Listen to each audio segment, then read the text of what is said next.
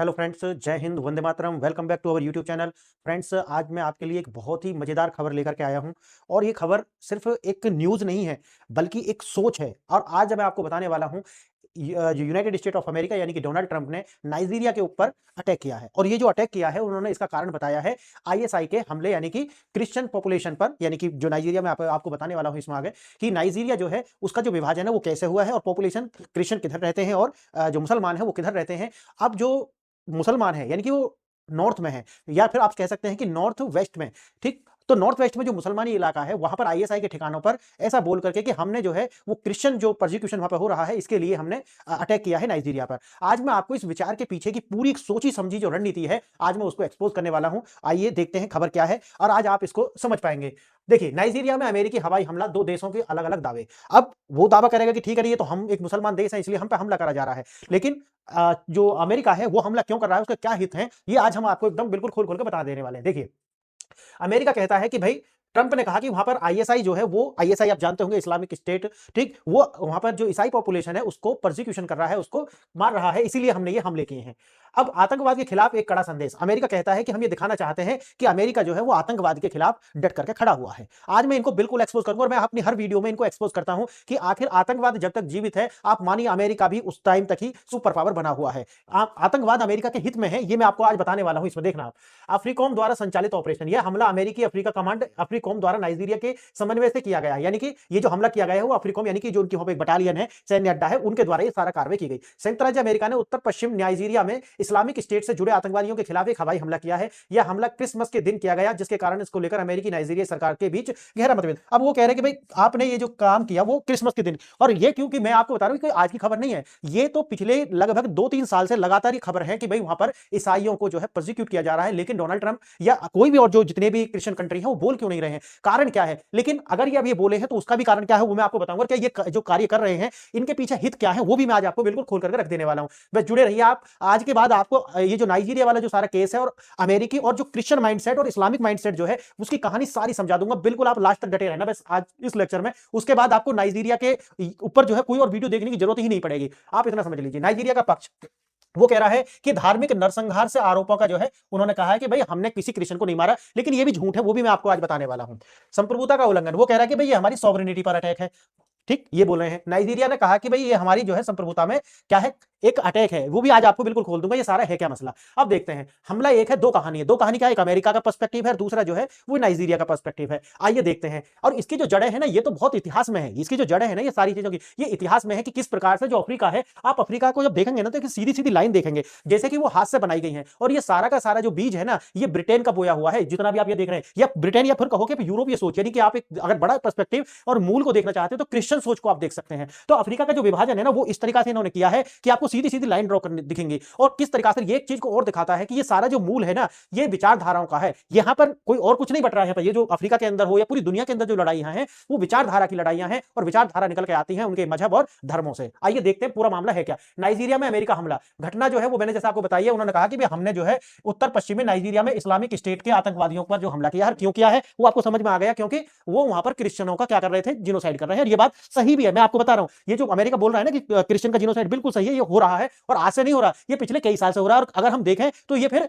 पिछले 50-60 साल से हो रहा है, जब से यहां से वो अंग्रेज गए हैं तब से ये लगातार जारी है। अब देखिए, और अब लाइट में क्यों आ रहा है, क्योंकि सोशल मीडिया का टाइम है और इंटरनेट का टाइम है, तो आपको कोई भी जो खबर है, हर खबर को आप सेंसर नहीं कर सकते। उसका कारण बस ये है, 25 दिसंबर नाइजीरिया इस समय जब जो वहां पर जो है लगभग 26 दिसंबर को ये जो है हमला किया गया। अमेरिका के पूर्व राष्ट्रपति, पूर्व नहीं अभी तो वो है, गलती से यहाँ पर हो गया, अमेरिका के जो राष्ट्रपति हैं डोनाल्ड ट्रंप जो है, उन्होंने सोशल मीडिया प्लेटफॉर्म पर जो उनका जहां पर वो चलाते हैं ट्रूथ सोशल पर, ये घोषणा की। और नाइजीरिया जैसे देशों पर अमेरिका द्वारा सीधा सैन्य हमला जो है वो एक दुर्लभ घटना जो है दिखाता है, ऐसा वो बता रहे हैं कि भैया हमने बहुत बड़ा कार्य करके दिखा दिया है। आइए, ट्रंप जो है उन्होंने अपने जो ट्विटर उसका जो सोशल ट्रूथ जो है उससे उन्होंने बोला है, आज रात कमांडर इन चीफ के रूप में मेरे निर्देश पर, ठीक है, उनके निर्देश पर संयुक्त राज्य अमेरिका ने उत्तर पश्चिम नाइजीरिया पर के जो आईएसआई ठिकाने हैं उन पर जो है एक शक्तिशाली घातक हमला किया। और क्यों किया, क्योंकि वो निर्दोष ईसाइयों को क्या कर रहे थे, निशाना बना रहे थे, इसीलिए हमने उनको मौत के घाट उतार दिया। अब देखिए, ये जो किया गया है, जो डोनाल्ड ट्रंप ने जो कहा है, ये इसलिए किया है क्योंकि जो अपनी व्हाइट स्किन्ड जो है ना, रेशियल जो उनकी रेसिस जो पॉपुलेशन है, जो एक तरीका से धर्म मानते हैं। मैं आपको आज इसमें बहुत सारी और भी बातें बताने वाला हूं।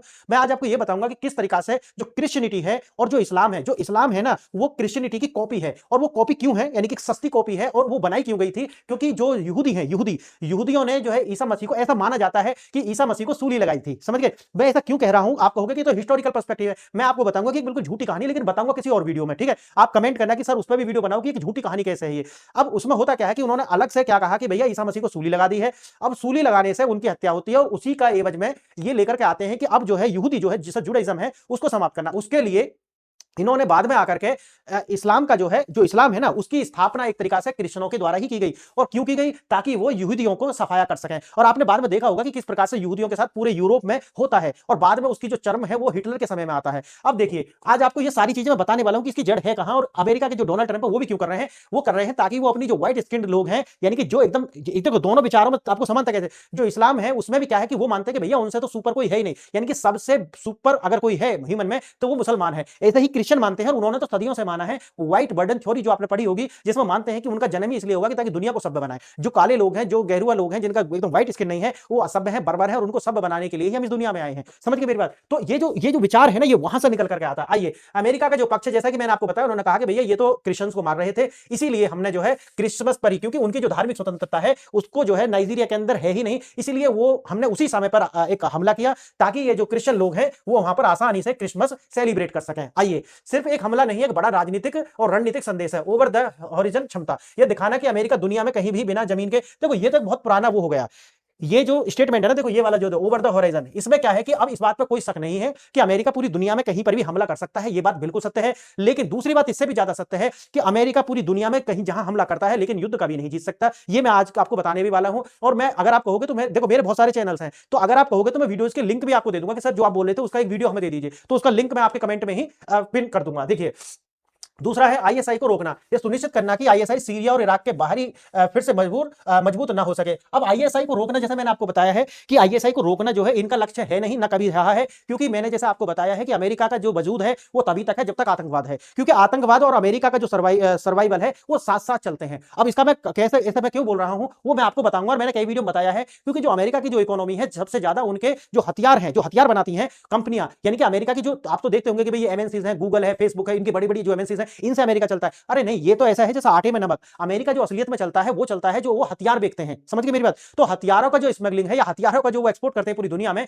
लीगल तरीका से और इलीगल तरीका से, उससे ज्यादा लीगल पे जो तुमको दिखता है ना एक्सपोर्ट, उससे ज्यादा वो इलीगली करते हैं। और इलीगल कौन चलाएगा भाई? ये आतंकवादी चलाएंगे ना। मैंने जैसा आपको बताया, ये इलीगल तरीका से महंगे में बिकते हैं। समझ, स्मगलिंग जब होती है ना तो 5 की चीज 50 में बिकती है। तो वही जो अमेरिकन कंपनी है, और अमेरिका में आप देखेंगे अधिकांश जो कंपनी फाइटर जेट बनाती हो या फिर नॉर्मल जेट भी बनाती होगी, वो भी हथियारों का प्रोडक्शन या तो उसकी कंपनी या उसकी कोई दूसरी कंपनी करती ही होगी। इसलिए अमेरिका के अंदर जो फ्री जो गन कल्चर देखते हैं ना, ये वैसे ही नहीं है। वहां पर ये जो माइंड सेट है, उनकी जो इकोनॉमी है असलियत में तो वो इसी गोला बारूद के ऊपर टिकी हुई है। और आतंकवाद ये कभी खत्म नहीं हो सकता और ना ही ये करने देंगे। क्यों? क्योंकि आतंकवाद का जो जन्म है वो क्रिश्चियनिटी से ही हुआ है। अगर देखा ना, कोख जो है ना, उनकी मां तो क्रिश्चियनिटी है, और उन्हीं के जो इलीगल बच्चे हैं ना, वो है कौन? ये जो आतंकवादी इस्लामिक जिहाद जो है, जैसे बार बार डोनाल्ड ट्रंप कहते रहते हैं, वास्तव में वो क्रिश्चियनिटी की कोख से ही जन्मा है। इस्लामिक जो जिहाद है और जो आतंकवाद है वो क्रिश्चियनिटी की कोख से जन्मा है। आइए, निवारण का संकेतक, सभी जिहादी समूहों को एक स्पष्ट चेतावनी की नागरिकों पर हमले के गंभीर परिणाम होंगे। तो बात आती है नागरिक, नागरिक नहीं कह सकते आप, यहां पे कह सकते हो क्रिश्चियंस, यानी क्रिश्चियंस पे अगर, क्योंकि नागरिक तो वो बांग्लादेश में भी है, नागरिक तो और भी देशों में, जहां पर सूडान में भी नागरिक है, लेकिन बात यहां पर इनके हित और इनकी जो सुपरमेसी है और अपने जो देश का जो वोट बैंक है, क्योंकि उनकी जो अमेरिका में डोनाल्ड ट्रंप और उनकी जो पार्टी है, उनकी जो अप्रूवल रेटिंग है वो धड़ाम से नीचे गिर गई है। क्यों गिरी है? वो जैसे कि मैंने आपको बताया कि जो उन्होंने एलन मस्क के साथ किया, जो उनकी पॉलिसीज हो रही हैं उसके कारण, तो एक उस जो अप्रूवल रेटिंग है उसको ऊपर उठाने के लिए, क्योंकि जब ये ऐसा करेंगे तो जो सुपरमेसी का जो भाव है व्हाइट स्किन के अंदर वो ज्यादा आएगा, और वो जो है इनका वोट बैंक है ही, जैसा कि मैंने आपको बताया है। लेकिन नाइजीरिया की कहानी कुछ और है। नाइजीरिया सरकार ने अमेरिका के दावों को जो है झूठा बताकर और बढ़ा चढ़ाकर बताना हुआ बताया है। क्यों? क्योंकि मैंने जैसा कि आपको बताया कि नाइजीरिया में जो है जो शासन कर रहे हैं वो इस्लामिक लोग हैं, और जो इन पर अत्याचार हो रहे हैं वो कौन है? वो क्रिश्चियन लोग हैं। पॉपुलेशन लगभग 2-3% का अंतर है, बराबर है। जो क्रिश्चियन लोग हैं वो कहां रहते हैं? वो नॉर्थ की साइड रहते हैं, साउथ की साइड रहते हैं, साउथ वेस्ट में। आप, अगर मैं अभी आपको मैप भी दिखाऊंगा तो साउथ वेस्ट में रहते हैं। लेकिन अगर आप पावर और पैसा में देखा जाए तो सबसे ज्यादा पैसा और पावर जो है वो क्रिश्चियंस के पास में है। इसी का जो फायदा उठाते हैं वहां पर मुसलमान सत्ता में है, लेकिन पैसा किसके पास है? धन संपत्ति वो क्रिश्चियंस के पास है। क्यों? क्योंकि जब अंग्रेज जाएंगे तो वो अपने लोगों को ही तो मजबूत बना करके जाएंगे ना, तो वो क्रिश्चियंस के हाथ में जो सत्ता सौंप करके, और ज्यादा से ज्यादा जो जितना भी माल जखीरा जो था वो सौंप कर गए थे क्रिश्चियंस को। अब वही जो लड़ाई है वो आपको देखने के लिए मिलती है कि पावर में जो है वो दूसरों को सताएंगे, क्योंकि दोनों की जो आइडियोलॉजी है ना, वही मैंने बताया ना कि आइडियोलॉजी दोनों की सेम है कि हम सुपर हैं, और क्रिश्चियन कहते हैं कि हम सुपर हैं। तो दोनों की जो सुपरमेसी है वही आपको देखो, जो आप कह सकते हो कि जो बाइबल है ना, ओल्ड टेस्टामेंट, उसी की कॉपी है कुरान भी, आप उनके जितने भी जो पैगंबर हुए हैं उनके नाम देखिए, आप उनकी पूजा पद्धति देखिए, आप तो है तो तीनों ही वैसे अब्राहमिक है, लेकिन अगर आप देखोगे तो जो जुडाइज्म है उससे क्रिश्चियनिटी आती है, और क्रिश्चियनिटी जो है अपनी सस्ती कॉपी इस्लाम को बना करके दुनिया के सामने पेश करती है। और आप समझिए कि ये जो है ना, जो इस्लामिक जो एक जो कट्टरपंथी जो विचारधारा है, ये क्रिश्चियनिटी की ही देन है। आप समझिए क्यों? क्योंकि क्रिश्चियनिटी जो है वो एक ऐसे लोगों का समूह है कि जो आपको सुपरमेसी मानता है, लेकिन वो जमीन पर जाकर के पत्थरबाजी नहीं कर सकता, वो जमीन पर जाकर के डर नहीं फैला सकता, वो जमीन पर जाकर के किसी देश की जो सरकार है उनको गिरा नहीं सकता। उसके लिए आप देखोगे पूरी दुनिया के अंदर इस्लामिक जो कट्टरवाद है उनके लोगों को जो सपोर्ट करते हैं, चाहे तो वो भारत में हो, पाकिस्तान में, बांग्लादेश, जहां पर भी ये होंगे, तो वहां पर जो अमेरिका या जो क्रिश्चियन लोग हैं वो जाकर के उनको सपोर्ट करते हैं, ताकि उस देश की सत्ता को हमेशा डरा करके रखा जा सके कि अगर आप ये करोगे तो हम यहां पर आपकी सरकार को गिरवा देंगे या आपके देश में बहुत बड़ा कम्युनल वायलेंस करा देंगे, इस टाइप से, जो कि भारत में भी आपको लगातार देखने के लिए मिला था। अब जैसे मैंने आपको बताया, उन्होंने मना कर दिया कि भाई इस तरह की कोई घटना हुई नहीं है, और जो डोनाल्ड ट्रंप तो बड़ा चढ़ाकर बता रहे हैं ये धार्मिक नरसंहार नहीं है। वो कहते हैं कि भैया ये तो धार्मिक नहीं है, बल्कि क्या है, ये संपत्ति, जो हमने बताया ना कि जहां पर संपत्ति ज्यादा है उसका बंटवारा, उसके लिए कुछ भी हो जाए, तो उसके लिए जो कम्युनिस्ट होते हैं, कम्युनिस्ट जो होते हैं ना, कम्युनिस्ट मैं आपको बता रहा हूं, जो इस्लामिक जिहाद है और जो क्रिश्चियनिटी का जो कुरूप चेहरा है, इन दोनों को जो है ना साफ करने का काम करती है एक और लेयर है, उसे बोलते हैं कम्युनिस्ट।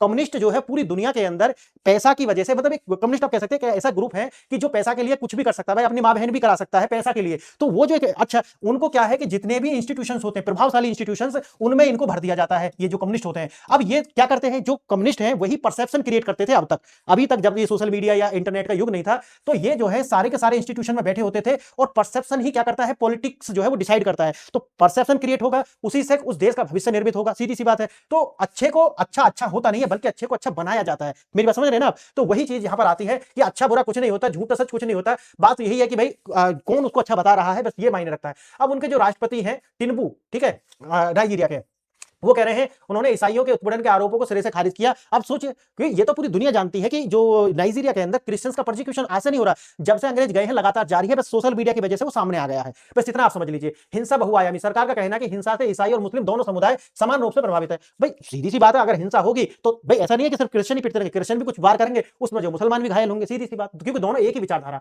आतंकवाद, डकैत और संसाधनों के लिए संघर्ष, वो कह रहे हैं कि भैया ये आतंकवाद कुछ नहीं है, ये तो बल्कि हमारे संसाधनों को लूटने की एक साजिश। और इस बात में बिल्कुल सच्चाई भी है, क्योंकि अमेरिका जो है वो ईसाई, और ये तो ठीक अपनी वोट बैंक साधने की बात हो गई, लेकिन उनका इन ईसाइयों से इतना सरोकार नहीं है जितना इनके देशों के संसाधनों से है। अगर ऐसा नहीं होता तो फिर सूडान में नागरिकों के अधिकार कहां चले जाते हैं, जहां अमेरिका खुद जो है वहां पर जो नागरिक है उनका जो खुद जिनोसाइड करा रहा है। अगर मिलकर के उसके ऊपर एक वीडियो बनाई है, उसे देख लेना आप, अगर आप कमेंट करोगे वो भी डाल दूंगा। संप्रभुता का सवाल, हमें धमकी नहीं सहयोग चाहिए। भाई देखो ये कह रहे हैं कि हमारी जो संप्रभुता है, देखो ये जो सोवरेनिटी जो शब्द होता है ना, सोवरेनिटी, संप्रभुता, ये जो संप्रभुता जो होता है ना, एक बहुत बड़ा शब्द है, लेकिन ये संप्रभुता की कीमत होती है। क्योंकि अगर कहने को तो कह सकते हो कि हमारा देश संप्रभु है, लेकिन अच्छा और सही बात ये होती है कि बैकडोर से आप गुलाम ही हैं। हमेशा कमजोर जो लोग होते हैं ना, जो कमजोर होते हैं, देश हो या लोग हो, उनकी संप्रभुता जैसी कोई चीज होती नहीं है। याद रखना इस बात को। संप्रभुता जो है ना वो ताकत से आती है। तो जब कोई देश ताकतवर होता है, वही कह सकता है कि भाई हम सॉवरेन है। और सॉवरेन का मतलब ये होता है कि हमारे जो आंतरिक और बाहरी मामलों में कोई भी देश हस्तक्षेप नहीं करेगा। ये होती है संप्रभुता। अगर ये संप्रभुता है तो आप बताइए मुझे कि नाइजीरिया क्या संप्रभु राष्ट्र है? नहीं है। और वो कहते हो कि हम संप्रभु हैं, लेकिन अपनी संप्रभुता को वो दूसरे देश को बेच देंगे। समझ है मेरी बात? तो संप्रभुता जैसी कोई चीज उनके लिए है जो सिर्फ ताकतवर है, ताकत से ही इनका ओरिजिन होता है, और ताकत के अंदर ही जाकर के दोबारा से समा जाती है। नाइजीरिया अधिकारियों ने चेतावनी दी थी कि कोई भी एक तरफा विदेशी सैन्य हस्तक्षेप उनकी संप्रभुता का उल्लंघन होगा। तो कहते रहिए ना, उससे कुछ होने वाला है नहीं। देखो अगर आप जो है, आपको पीट कौन रहा है? आपको पीट रहा है अमेरिका, और अमेरिका जो कहेगा वही सत्य है। क्लियर है? कोई भी देश आपके साथ तब तक खड़ा नहीं होगा जब तक आप उनको अपने देश के संसाधनों को नहीं देंगे। अगर आप संसाधनों को उनको देने के लिए अगर अपने बीच में लाते हैं, सपोज करो रसिया हो, चाइना हो, जो बड़े देश हैं, अगर वो कहते हैं कि भाई हम हस्तक्षेप करेंगे, तो हस्तक्षेप तभी कर सकते हैं। अच्छा, वो डायरेक्ट हस्तक्षेप ऐसा नहीं कि अमेरिका से पंगा लेंगे, नहीं, आपको हथियार दे देंगे, फिर आप हथियार चलाइए, फिर आपके देश में फिर दोबारा से वही जिनोसाइड होने वाला है, आपके लोग मारे जाएंगे। अमेरिका के देखो डायरेक्ट कॉन्फ्लिक्ट में कोई नहीं आएगा। अब अगर वो ये सब पीछे से देंगे भी आपको सहयोग, तो वही तो काम करने वाला है अमेरिका भी। अमेरिका भी तो संसाधन ही चाहता है, और संसाधन ये दूसरे लोग चाहते हैं जो आपको सहयोग देने वाले हैं। तो फिर क्या है, संप्रभुता बची नहीं बची? तो बेहतर है कि भैया बिना पिटे इन्हीं को दे दीजिए, संसाधन तब भी लेकर के जाएगा। फिर ये होगा कि जो रूस और चाइना आपका सहयोग कर रहे हैं उनको भी संसाधन चाहिए, और आप जब पिटेंगे उसके बाद फिर भी अमेरिका जो आपके संसाधन लेकर के जाएगा। अब देखिए, उन्होंने अमेरिका से सैन्य धमकियों के बजाय रचनात्मक सहयोग यानी कंस्ट्रक्टिव कोऑपरेशन करने का आग्रह किया था। अमेरिका का दावा है कि हमला नाइजीरिया अधिकारियों के समन्वय में किया गया था, और लेकिन नाइजीरिया के पिछले बयानों से संदेह पैदा होता है। अमेरिका का दावा है कि हमला नाइजीरिया अधिकारियों के समन्वय से किया गया था। मैंने जैसा कि आपको बताया है, अमेरिका के जो सैन्य अधिकारी हैं उनमें भी हर तरीका के लोग होंगे। तो उन्होंने कहा कि सीधी सी बात है, पैसा चाहिए ना, डॉलर में बड़ी पावर है। ठीक है। तो डॉलर जो है वो तो आप, मैं किसी और वीडियो मैंने बनाई भी है, उन्होंने आपको बताया कि डॉलर में कितनी पावर है। तो जो अपने आप को मदीना कहने वाला पाकिस्तान है, वो किस तरीका से घुटनों पर बैठ करके अमेरिका की जी हजूरी कर रहा है, वो आपको देखने के लिए मिलता होगा। जमीनी हकीकत, नाइजीरिया का जो संघर्ष है, मैंने आपको उत्तर पश्चिम में इस्वात और डाकुओं के गिरोह को नया केंद्र जो है अमेरिका का, वहीं पर हमला किया है इस बात पर। अब देखना, इस बात का पश्चिमी विस्तार कमजोर सरकारी नियंत्रण सुरक्षा सीमाओं की जो आपराधिक नेटवर्क है उस पर कमांड नहीं है। लेक चौट वेशन यानी कि इस्पात का पारंपरिक इलाका जहां से उसने पश्चिम की ओर विस्तार किया। उत्तर पूर्वी पारंपरिक रूप से बोको हरम यानी कि जो नॉर्थ ईस्ट है, इसका जो नॉर्थ ईस्ट पार्ट है वहां पर कौन है, बोको हरम। बोको हरम का गढ़ है, नागरिकों को धुआंधार निशाना बनाते हैं। बोको हरम जो है एक आतंकवादी संगठन है, जो इनका जो लड़कियों पर अत्याचार, वो तो अपने बहुत पुराने समय से आप सुनते आ रहे होंगे कि बोको हरम ने इतनी लड़कियों को उठा लिया, इतनी लड़कियों को उठा लिया, फिर कभी नहीं दिया। तो ये जो है ना, ये लड़कियों को उठा करके छोटे छोटे बच्चों को जो सेक्स स्लेव बनाते हैं, ये कहीं और से नहीं आता, ये सिर्फ उनकी आइडियोलॉजी से आता है, उनकी किताबों से आता है। क्योंकि पाप जो है ना तभी तक है जब तक आपकी किताबें उसको, या आपके जो धर्म ग्रंथ है, जो स्क्रिप्चर्स हैं, उसको पाप नहीं बताते। अगर वो उसको अप्रिशिएट करना शुरू कर दें तो पाप पुण्य जैसी तो कोई चीज बची नहीं ना फिर। तो यही आपको देखने के लिए मिलेगा यहाँ पर भी। निशाना कौन था, इस्वाप यक को समझें। बोको हरम नाइजीरिया का मूल आतंकवादी समूह जो उत्तर पूर्व में केंद्रित है। अब इसका विभाजन, बोको हरम जो है और दूसरा है इस्वाप, Islamic State West African Province. देखो ये जो है ना, ये एक क्या है, आतंकवादी संगठन। एक गुट जो बोको हरम से अलग होकर आईएसआई से जुड़ गया, अब ये उत्तर पश्चिम में जो है क्या है, सक्रिय है। और ये जो है बोको हरम भी अपने आप में, अब इनमें देखो जो ये अलग अलग होते हैं ना, इनमें भी अलग अलग तरीका की कैटेगरी है। जैसे बोको हरम है, वो कहता है कि मैं बहुत ज्यादा कट्टर हूं, लेकिन जो इस्वाप है ये कहता है कि नहीं भाई, मैं इससे भी ज्यादा कट्टर हूं। समझ गए? तो कट्टरता के लेवल के आधार पर ये सब आपस में विभाजन होते हैं इसके, याद रखना। तो जो जितना ज्यादा कट्टर है उसी को ज्यादा पैसा मिलेगा। यह हमला दिखाता है कि इस बार अपने पारंपरिक गढ़ लेक चौड़ है ना, लेक चौड़, चौड़ जो है चाड़, एक आपको पता है लेक है ना, से बाहर अपनी क्षमता का जो विस्तार करना चाहता है। जैसे मैंने आपको बताया, लगभग लगभग बराबर बराबर जो पॉपुलेशन है आपको इसमें दिखने के लिए मिलेगी। वैसे तो बताई जाती है कि ये 48% है, ठीक है, लेकिन यहाँ पर जो है 50% लगभग वही है, बराबर बराबर। तो धार्मिक संरचना अगर आप देखोगे तो 50% ईसाई है, 50% मुस्लिम है। हिंसा का स्वरूप, हिंसा का अक्सर मिश्रित धार्मिक क्षेत्रों में होती है, जहां सामाजिक आर्थिक शिकायत और जातीय तनाव और ये सारा मैंने जैसा होता है। संघर्ष को केवल धार्मिक नजरिए से देखना, जमीनी हकीकत को नजर करना है। मैंने क्या बताया, देखो ये जो लाइन है, अब यहां पे जो है, अगर आप ये कहोगे कि निष्कर्ष ये निकालते हैं कि अगर धार्मिक नजरिया हम इसे दें तो क्या है, जमीनी हकीकत जो है वो नहीं पहचानते। लेकिन समस्या यही है कि मूल में या तो धर्म है या तो फिर रिसोर्सेस है। याद रखना, डबल आर, डबल आर। इसके बाहर दुनिया देखोगे आप, तो आप दुनिया का वही अगर विश्लेषण करना चाहो तो दुनिया को आपको यहां पर रखना पड़ेगा, रिलीजन और रिसोर्सेज। पूरी दुनिया में अगर यही दो चीजें हैं, बाकी आइडियोलॉजी कहां से निकली, रिलीजन, ठीक है। लड़ते क्यों है, रिसोर्स, क्यों, क्योंकि उससे इकोनॉमी स्ट्रांग होती है, पावर कैप्चर होती है। तो रिसोर्स से पावर कैप्चर होंगी, और जो रिसोर्स होंगे उससे पावर आएगी, तो उससे आपकी जो देश की जनता है उसको आराम से इन्फ्लुएंस कर सकते हैं। याद रखना, तो डबल आर को याद रखना। पूरी दुनिया में चाहे कोई कुछ भी कहता हो, लेकिन डबल आर, एक तो रिलीजन और दूसरा रिसोर्स। यानी कि इसके अलावा आपको कुछ भी सोचने की जरूरत नहीं है। चाहे कोई ये कहे कि धार्मिक नजरिए से देखना जो है, भाई धर्म का ही है मसला सारा, आप जाकर के देख लीजिए। नहीं तो जहां पर ये नहीं है, जहां पर भी आप देखिए पूरी दुनिया के अंदर जहां जहां इस्लाम है, क्या वहां सब शांति से रह रहे हैं? नहीं। अगर आप सिर्फ उन 4-5 देशों को छोड़ दो जहां पर तेल निकला है, और जहां पर तेल निकला है वहां पर अमेरिका काबिज है। अमेरिका की सारी जो फोर्सेस हैं, वो सऊदी अरब हो, कतर हो, कोई भी देश हो, वहां पर अमेरिका का कब्जा है, वहां अमेरिका के बेस बने हुए हैं। समझ गए मेरी बात? इसलिए वहां शांति है, इसीलिए वहां पर हदीस, वहां पर खासकर जो कुरान के भी जो वैसी आयत है ना, वो भी नहीं पढ़ा सकते, और जो खुतबा कराते हैं ना मस्जिदों में, वो भी उन सरकारों से बिना पूछे नहीं करा सकते, चाहे सऊदी अरब हो, चाहे तो आपका देखोगे आप कतर हो, ठीक है, कुवैत हो। यानी कि ऐसे जो देश है ना जहां पर तेल और गैस है, वहां अमेरिका काबिज है, और बिना उनकी अनुमति के अपनी मस्जिद में आप खुतबा तक नहीं करा सकते। आप रोड पर नमाज तो छोड़ दीजिए। इसीलिए वहां पर जो कट्टरता है वो दबाई हुई है। समझ गए मेरी बात? बस वो किसकी वजह से? अमेरिका की वजह से। अमेरिका उनके हित है, वहां पर उनकी कंपनी वहां काम कर रही है, वहां से पैसा आता है। इसीलिए आपको डबल आर से ही देखना पड़ेगा। जब तक आप ये नहीं देख सकते तब तक आप फिर दिक्कत में आ जाएंगे। क्लियर? तो अब देखिए डेटा क्या कहता है। एमनेस्टी इंटरनेशनल के निष्कर्ष, व्यापक हत्याएं हो रही हैं, लेकिन किसी एक धर्म की लक्षित करने का सबूत सीमित है। वो कह रहा है कि भाई हो तो रही है, और एक धर्म को जो लक्षित करने का, मैंने क्या बताया, ये जैसी जो संस्था है ना एमनेस्टी, ये एक ऐसे टूल्स हैं, किसके, जिसे मैं कम्युनिस्ट कहता हूं, कम्युनिस्टों के बनाए हुए ये टूल्स हैं। इनमें आपका जो इन्फ्लुएंस है या आपका जो परसेप्शन है उसको क्रिएट करने में ये सारी संस्थाएं काम करती है। क्योंकि देखो ये जो संस्था होती है ना, इनकी फंडिंग होती है कहीं से। अब जहां से इनकी फंडिंग होगी, इसमें लोग कार्य करते होंगे, तो यहाँ पर क्या होता है, कंफ्लिक्ट ऑफ इंटरेस्ट नाम की चीज होती है। तो कंफ्लिक्ट ऑफ इंटरेस्ट जो होता है, उसकी वजह से ये वही कहेंगे जो अमेरिका चाहता है। समझ गए मेरी बात? या वो देश चाहते हैं, एक होता है पेट्रो डॉलर, जहां से इनको डॉलर मिलेंगे, जहां से पेट्रोल से डॉलर क्रिएट होता है ना, तो डॉलर का ही सारा खेल है। एमनेस्टी इंटरनेशनल कभी भी पाकिस्तान के हिंदुओं के विषय में नहीं बोलेगा, जहां पर उनको बिल्कुल खत्म कर दिया गया। माइनॉरिटी नाम का कोई चीज नहीं है। 57 मुस्लिम देश है जहां पर माइनॉरिटीज के लिए कोई राइट्स नहीं है, वहां ये नहीं बोलेगा। इन्हें सिर्फ बोलना कहां, ऐसा बांग्लादेश में भी नहीं बोलेंगे, वहां पर भी कुछ नहीं हो रहा। तो इसीलिए इनकी जो बातें हैं, मैंने आपको बताया कि ये तीसरा फ्रंट होता है। इस्लाम और क्रिश्चियनिटी के बाद में तीसरा फ्रंट जो होता है वो कम्युनिस्टों का होता है, जो इन दोनों के कुरूप चेहरों को क्या करता रहता है, ढकता रहता है पेट्रो डॉलर की वजह से। और यही यही है असली सच्चाई। चाहे ये कहें कि भैया सबूत बहुत सीमित है या फिर कुछ भी कहें, लेकिन असलियत में जो दंगा है वो रिसोर्सेज का है और रिलीजन का है। नाइजीरिया के अंदर हो, सूडान के अंदर भी आप देखोगे, या जहां जहां कॉन्फ्लिक्ट पूरी दुनिया में खासकर अफ्रीका के अंदर ही ज्यादा है, तो वहां पर आप इसको इसी चश्मे से देखोगे, तभी आप सही कंक्लूजन तक, सही निष्कर्ष तक पहुंच सकते हैं। मानवाधिकारों का डेटा, नाइजीरिया में व्यापक हत्याएं और अपहरणों की पुष्टि तो होती है, लेकिन फिर वही आती है तो फिर इसके सबूत क्यों नहीं मिलते? आइए, लेकिन रिपोर्टों में यह विशेष रूप से नहीं बताया गया है कि सिर्फ ईसाइयों को ही निशाना बनाया। सिर्फ देखो, बात वही आती है ना कि निशाना तो ईसाइयों को बनाया जाएगा, या ईसाई फिर मुसलमानों को क्यों? दोनों की आइडियोलॉजी सेम है। जिसका दाव चढ़ जाएगा वो निशाना बना देगा। ट्रंप के ईसाइयों के नरसंहार के दावे और उपलब्ध मानवाधिकार की रिपोर्टों के बीच स्पष्ट अंतर दिखाई देता है। मैंने आपको बता दिया, मानवाधिकार या सोवरेनिटी, सेकुलरिज्म, डेमोक्रेसी, इन चीजों का मूल्य नहीं है। ये क्या है? ये आप कह सकते हैं मॉडर्न क्रिश्चियनिटी का थोपा हुआ प्रारूप, और इससे ज्यादा कुछ भी नहीं है। आप जितने शब्द सुनते होंगे ना, वो एक हथियार है क्रिश्चियनिटी के, जो मॉडर्न क्रिश्चियनिटी है उसके हथियार हैं, ये टूल्स हैं, जहां पर आपको डेमोक्रेसी के नाम पर, आपको फ्रीडम ऑफ स्पीच के नाम पर, आपको फेमिनिज्म के नाम पर, आपको फ्रीडम के नाम पर, आपको ये जो एमनेस्टी इंटरनेशनल हो, ह्यूमन राइट्स हो, इनके नाम पर आपके समाज को तोड़ा जाएगा, और आपके देशों की जो संस्थाएं हैं, जो देश की सरकार है, उन पर दबाव बना करके हमेशा रखा जाएगा, या तो हमारी बात मानो, नहीं तो हम ये करा सकते हैं। आप समझ रहे हैं? अब देखिए, नाइजीरिया, अमेरिका और पश्चिम अफ्रीका। नाइजीरिया के लिए यह घरेलू आतंकवाद से निपटने में देशों की सीमा और विदेशी खुफिया वायु शक्तियों पर निर्भर उजागर करता है। अमेरिका के लिए यही सीरिया, इराक के बाहर आईएसआई के बढ़ते प्रभाव की पुष्टि करता है। भाई बात देखो, ये आईएसआई है कुछ नहीं, एक विचारधारा है ना। अब विचारधारा की कोई लिमिट्स या बाउंड्रीज तो होती नहीं है। आईएसआई की विचारधारा तो अमेरिका के अंदर भी है, आईएसआई की विचारधारा तो भारत के अंदर भी है, आईएसआई की विचारधारा तो आपको पूरी दुनिया में मिले। क्यों? क्योंकि आईएसआई अपने आप में कुछ नहीं है, एक विचार है, और उस विचार को कैरी करने वाला होता है ह्यूमन बीइंग, और ह्यूमन बीइंग तो हर जगह है ना। अगर आप नॉर्थ साउथ पोल को छोड़ दो, तो जहां जहां लोग हैं वहां आईएसआई की विचारधारा है। समझ गए मेरी बात? और जहां आईएसआई की विचारधारा है वहीं तो लड़ाई है, वहीं तो हराम हलाल है, वहीं तो काफिर और जो दीनी है, ये सब चलेगा। अफ्रीका के लिए अफ्रीका की जिहाद वैश्वीकरण को दिखाता है, और आतंकवादियों के पड़ोसी क्षेत्र साहिल, गिनी और खाड़ी में फैलने का खतरा। अरे भाई, फैलने का खतरा नहीं, फैला हुआ है, बस ये समझ लीजिए कि उस पर एक पर्दा पड़ा हुआ है जो दिख नहीं रहा, बाकी है वो हर जगह ही है। भाई ताकत में आ जाएगा, जैसे ही उसको मौका मिलेगा वैसे ही वो उभर कर सामने आ जाएगा। विचार हर जगह है। अनुचित प्रश्न, जो आपके ऐसे कुछ प्रश्न हैं जिनके उत्तर हमें मिलते नहीं है। क्या अमेरिका एक तरफा कार्रवाई और पश्चिम में स्थिरता लाएगी, या उसके?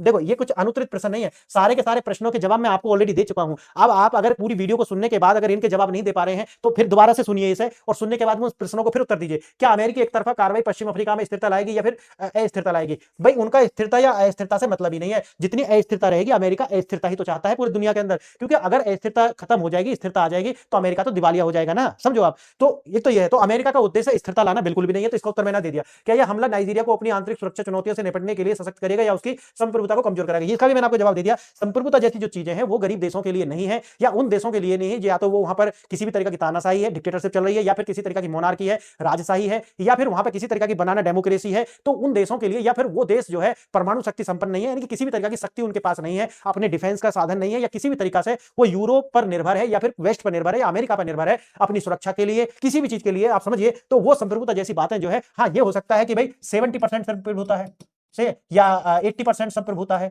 या 20% संप्रभुता है, या फिर 0% संप्रभुता है। अब देखिए, अब ये भी संप्रभुता है, आपको कहता है कि भैया 0%, अरे फिर संप्रभुता कहां रही 0%? तो आप देखिए कि ऐसे देशों की कोई संप्रभुता नहीं होती। अफ्रीका के अंदर जितने भी देश हैं, उनके पास अगर रिसोर्सेज हैं, उन रिसोर्सेज के उत्खनन के लिए, यानी कि उनका एक्सट्रैक्ट करने के लिए कौन टेक्नोलॉजी कहां से आएगी? टेक्नोलॉजी आएगी यूरोप से या फिर अमेरिका से। अमेरिका जब वहां टेक्नोलॉजी लेकर के आएगा, जो तेल, अब फिर जितना वेस्ट है उसके अंदर तेल, अगर जो आप मिडिल ईस्ट देखोगे वहां तेल निकला, तेल निकाल कौन रहा है? गैस निकली, गैस निकाल कौन रहा है? वहां पे निकालने वाली अमेरिकन कंपनी है, अधिकांश तो अमेरिकन कंपनी है, और यही तो वेनेजुएला के साथ सारी समस्या का जो टसल की जड़ है। अमेरिका क्यों चाहता है कि वेनेजुएला के अंदर परिवर्तन हो? क्योंकि सारा खेल जो है तेल का है, और तेल के साथ साथ फिर वो हथियार बेच करके तेल बेचेंगे, हथियार बेचेंगे, पेट्रो डॉलर, और डॉलर कमाने का सारा है, अपनी जो चौधराहट है उसे बनाए रखने का सारा खेल है। हर देश बस यही है, अमेरिका जो है उसमें थोड़ा सा आगे है, अमेरिका और चाइना।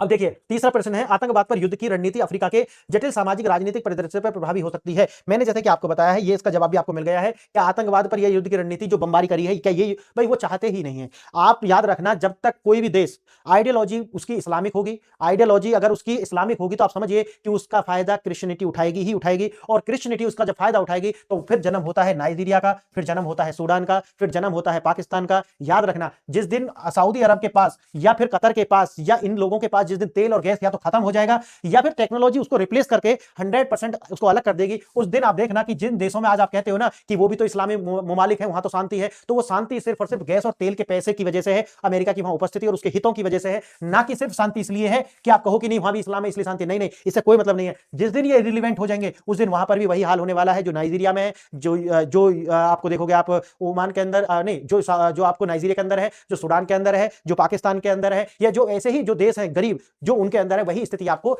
इन देशों के अंदर भी मिलनी शुरू हो जाएगी। तो फ्रेंड्स, आज का जो विश्लेषण है, अगर आपने विश्लेषण पूरा देखा है तो आप समझ गए होंगे कि जो पूरा का पूरा जो लड़ाई है, जो आतंकवाद है या जितने भी पूरी दुनिया में मसले हैं, वो कभी भी शांत होने वाले नहीं है। याद रखना, वो कभी भी शांत होने वाले नहीं है जब तक कि इस तरीका के रिप्लेसमेंट ना आ जाए, कि जब उसके लिए मैंने अलग वीडियो बनाई है कि जिस दिन इन रिसोर्सेज और पैसा और डॉलर की जो कीमत है वो व्यक्ति के लिए जो है वो महत्वपूर्ण नहीं रह जाएंगी, उस दिन तो आप शांति कह सकते हैं, लेकिन उससे पहले ये सारी की सारी शांति आनी नामुमकिन है। समझ गए? तो कोई आपसे कुछ भी कहे वो आप देख लेना। बाकी ये वीडियो आपको कैसी लगी बताइए, कमेंट कीजिए, और अगर आप किसी और टॉपिक पर वीडियो चाहते हैं तो उसका भी कमेंट कर सकते हैं। आपने ये वीडियो यहां तक देखी, इसके लिए धन्यवाद। नमस्कार।